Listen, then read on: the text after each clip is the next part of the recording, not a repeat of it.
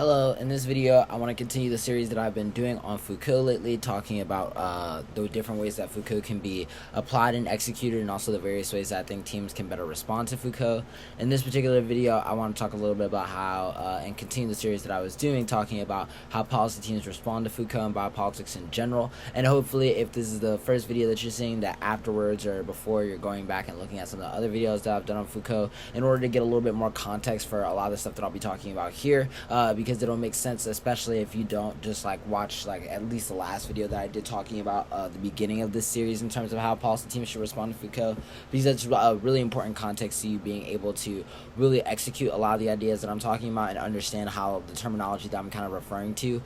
is what that means in its relationship to the significance of what I'm talking about in terms of how you should be using the flow. And I think if you just kind of look at these videos individually and don't really get the full context for the conversation that we've been having up until now, it can be a little bit hard to really latch on and get a full understanding of everything I have to say about policy responses to Baudrillard in just this one video. So hopefully you're doing all this stuff in order to stay updated on the conversation that we'll be having in this video. In this particular one, when I'm talking about policy responses to Foucault, I definitely want to build on some of the conversations we had in the last video, talking about some of the priorities that you should have for Foucault in terms of thinking about the flexibility, in terms of the type of arguments that it wants to make, and the way that you can maybe pull tension between that and some of the ideas in terms of the alternative. And I also want to do a little bit in terms of just generally talking about the way this affects other portions of the flow, such as the link debate, permutation, impact comparison, and the alternative. I think to start this conversation, I'll start with just the link debate. I think that in terms of the link debate and how policy teams respond to link debate for biopolitics, I think it can be pretty interesting, just because I think that a lot of things that I see can be the weaknesses of how the stuff with biopolitics works, in terms of a lot of the conversations that we've had about maybe some of the link diversification issues, or the inability to kind of make really distinct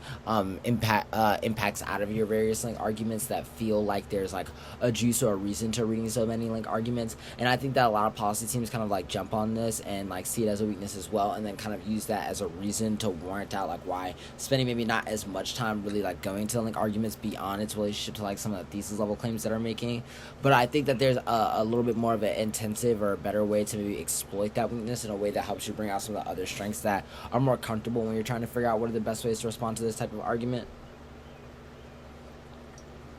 For example, I think that when you're trying to figure out how you should think about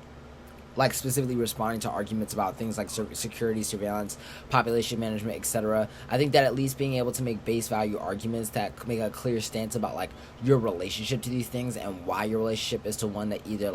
increases or decreases the state's ability to manage or access these things, and then make a statement on why that type of management or access, increase, decrease, is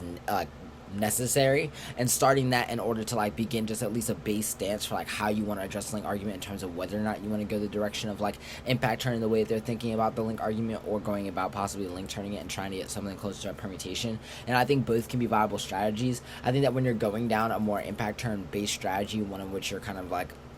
explaining why the increased management of certain factors via policy is important for how we kind of maintain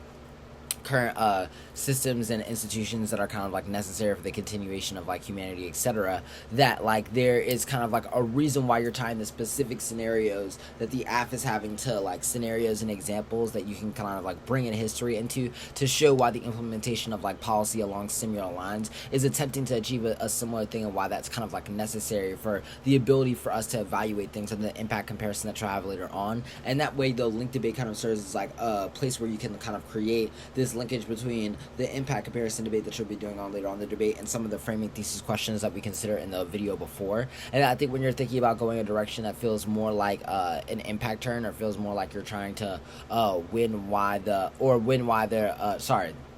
if you're trying to win a link turn argument that feels more about why the going through the state and using the frame of governmentality, or the frame of government and policy making, in order to think about how we get rid of various biopolitical systems, I think is a really important question in terms of thinking about the relationship between how we think about the law as kind of a tool versus our attachment to it as a way to create structural change at larger scale. And I think that making a distinction between those two things and drawing on why they kind of play into each other and necessitate politics at both levels can really put you in a a much more offensive position with this type of arguments, and can also serve as a place where you're kind of like building that linkage within your link arguments to connect arguments from various parts of the flow that I'm kind of like mentioning when I go through the framing and the thesis and other parts that I'll be doing as this video continues. I think that additionally,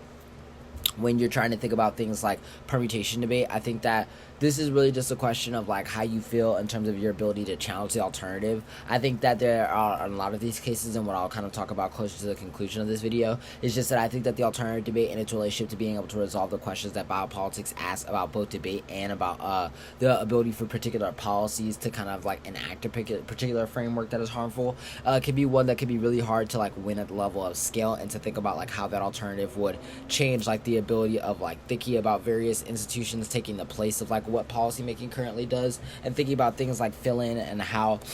other types of institutions kind of like empower a certain management of life in their own sense and replace the state via various forms of like privatization, etc., can really make it good for you to place barriers on the alternative, regardless of what type of argument that you're reading in terms of impact turn or link turn kind of based strategy. And I think either way, just putting those types of barriers onto the alternative and challenging that type of ability to scale can really help with your ability to articulate the permutation and explain the vision of why there's kind of like a necessity to work at multiple levels. And then I think at the level of impact comparison, it's really important to think about ways that you can win that, like the idea that we should be able to make decisions about the ability to let everyone die and to like leave people unprotected by the nature of the law at some level asked us to do like some of or create and recreate some of the same sources and executions of violence that like biopolitics does, and talk about like how the refusal to think about life as like an important kind of like value for how we think about creating like what we think is a standard for evaluating good or bad policies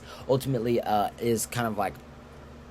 at some level necessary in order for us to kind of like make decisions that don't require an overall grouping or general attitude towards the question of life or death itself. I think that when you can kind of push the question of like what their impact comparison means taken practically and how it would affect how it would be implemented practically, you can find a lot of issues in its ability to assert a particular type of idea about how people should live and die in relationship to these types of systems, which can recuperate the exact values that the negative is critiquing. In that sense, I think you can draw tension between the alternative, the impact comparison, and a lot of the stuff that's happening earlier on in the debate that I was talking about in this video and the last one. Hopefully you found this video helpful in terms of the conversation that we're having about Foucault, and hopefully you'll continue to enjoy the conversation that we're having about biopolitics and Foucault moving into the next couple of videos. Thanks.